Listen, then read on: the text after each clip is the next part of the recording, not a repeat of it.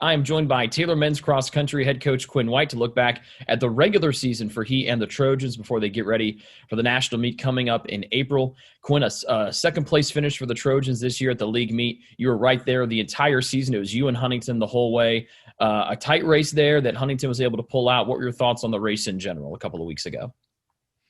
Yeah, Huntington ran really well, so I don't want to take anything away from them, and they've had a fantastic season, and I know they'll be good here in the future as well. But for us, we ran very strong through the top three.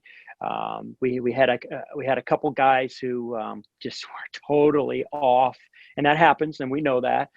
We had some other situations where some people were working through some things, and then we had some other guys who stepped up and did a really good job. So just, to be real upfront, we were disappointed. I mean, we went in with the expectation to win. We knew it was going to be a challenge. We liked challenge, but it didn't turn out, unfortunately. The great news is, that's not our primary goal. Our primary goal is nationals, and that's what our eyes are set on right now. Daniel Gerber finished as the runner-up for your team, the best finish he's ever had at the league meet. What was it like to see him finish as strong as he did after he's been dealing with a lot of injuries this year? It was very rewarding to see Daniel up there. He works very hard. I mean, they all do. If you look at our results, you're going to see that Alex Helmuth has been number one quite often. Daniel was number one at this one. Josh Roth has been number one before. I don't think he was this year. There's a lot of talent on this team, and there's no just true number one person. I think this team goes through about seven deep. And it's exciting, and the first six, it literally could be like that. So, but for Daniel, it's very exciting to see that happen. He needed that. He kind of had a little bit of a difficult season, and it wasn't just injury. I mean, this young man, I believe he had 22 hours, maybe 24 hours of classes. He's taking online stuff. He's got a double major and a big minor, and although, we're talking athletics right now, academics are the primary, and it definitely had an impact on Daniel's season, but we were fine with it because he's here to get that education. But he brought it all together very, very well at the end, and we were very proud of him.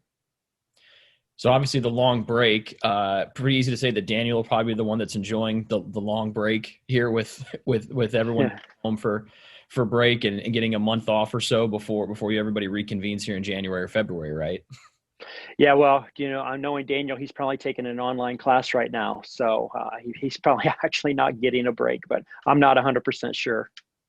No rest for the weary, but he was one of your three all-league performers. He mentioned Alex Helmuth, Luke Rovenstein, were your three all-league performers. We've seen Daniel, as you mentioned. We've seen Alex all season. What was it like to see Luke join the two of them and the three of them overall get those all-league medals?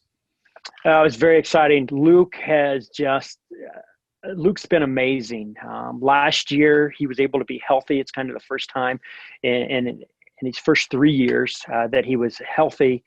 And he started to see, hey, you know what, I've got some pretty good potential here, and I can contribute to this team. And this year he came in with a mission that he wanted to have a strong, positive impact. I mean, he is a dynamic leader.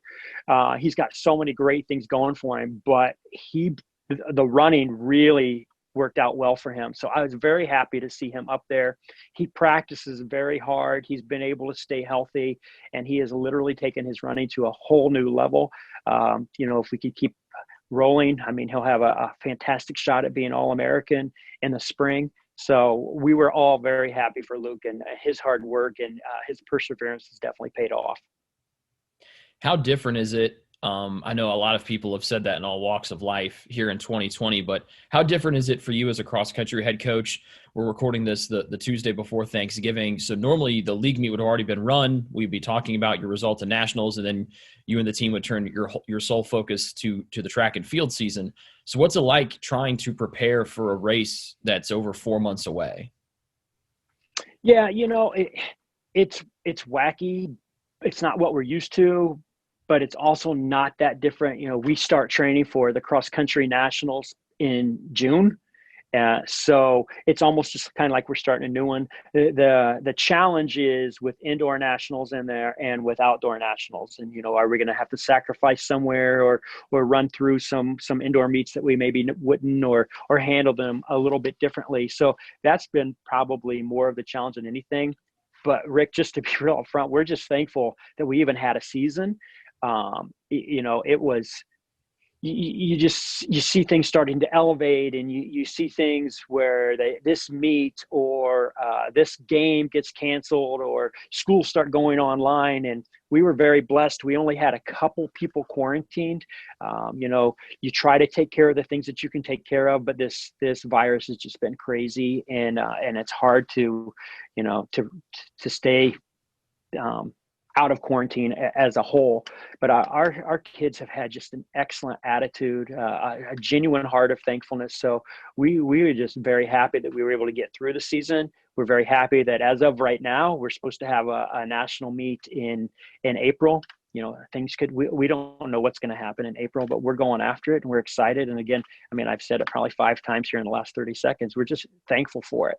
But I will tell you, it's a burden, and it weighs on the athlete's shoulder. It weighs on the coaching staff's shoulders. When we finally finished that league meet and we got through it pretty healthy, it just felt like this burden had been taken off our shoulders, because that COVID, you're just trying to, you're just like, can we make the next day? Can we make the next practice? Will we have this meet? And that was probably the toughest thing.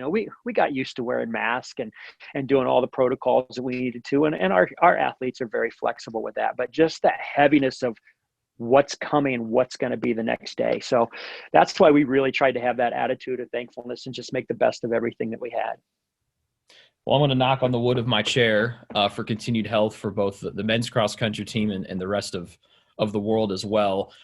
Does it help with – I know there's a long break, but there's obviously going to be a chip on your guy's shoulder after what you said was a disappointing finish at the league meet. Well, they were the national runners-up a year ago, so they know what it takes to be on the podium at nationals.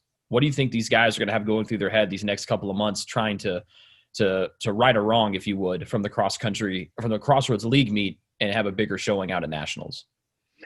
They're hungry. The deal is we need to be the best we can be, and we need to go out and run the best that we can run. And we can't really worry about what other teams are doing. Our ultimate goal, of course, would be national champions. But we don't know what everybody else is going through. We don't know what's in store for us. But I will just tell you, at this point, we are hungry. We are going to go after it. We're going to try to be the best that we can be and see what happens.